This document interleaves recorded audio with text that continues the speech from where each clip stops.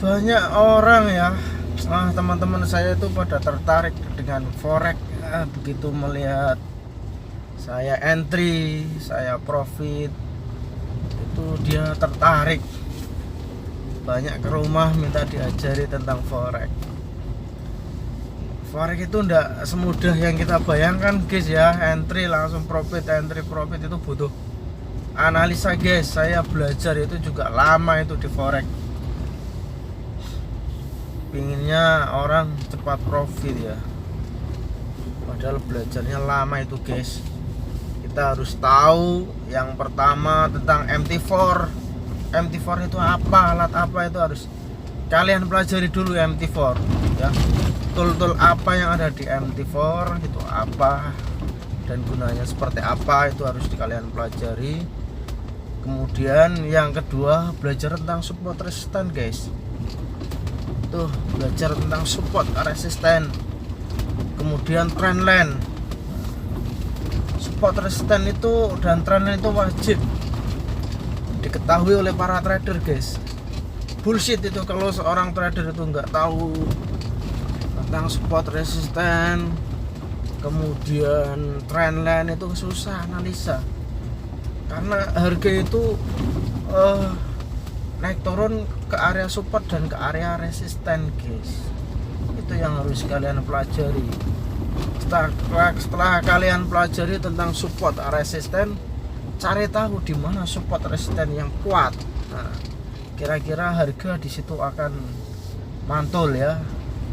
Dan untuk mantulnya, melihat mantul harga, itu kalian harus analisa di time frame lebih kecil lagi dengan pendekatan price action guys.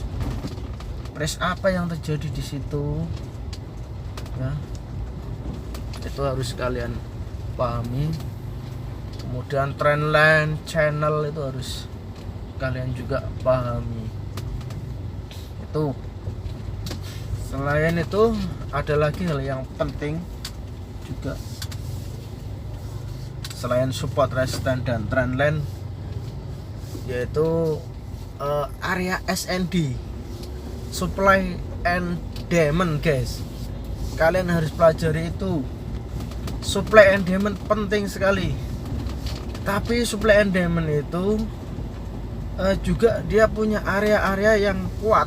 Tidak sembarang supply and demand bisa dimanfaatkan entry ya. Ada supply and demand yang area yang kuat. Setelah supply and demand kalian pelajari, mahir dengan supply and demand, yang selanjutnya adalah Fibonacci guys. Fibonacci sangat penting sekali guys, yaitu untuk mengetahui koreksi sebagaimana besar kekuatannya daripada koreksi. Misalkan uptrend, koreksinya sampai ke Fibo berapa, itu harus kalian ketahui ya. Kebiasaan market adalah di Fibo 50 sama 61,8, tetapi tidak semuanya guys. Kita harus cari konfirmasi di level-level Fibo guys. Oke, ini sudah sampai di pintu gerbang rumah saya ya. Itu ya guys, harus belajar lagi. Saya ulangi lagi. Yang pertama, kalian harus pelajari tentang MT4. Yang kedua tentang support resisten. Yang ketiga tentang trendline. Yang keempat tentang supply and demand. Yang kelima tentang Fibonacci. Mungkin itu ya, atau bisa ditambah lagi dengan indikator MA200 atau MA50 dan MA20 juga bisa. MA20, MA50 dan MA200 juga kadang harga juga akan bounce ketika menyentuh level-level di moving average. Moving average dengan ditambah Fibonacci dengan area SND, support resistance dan trendline, wah itu cukup untuk kita menganalisa suatu market guys.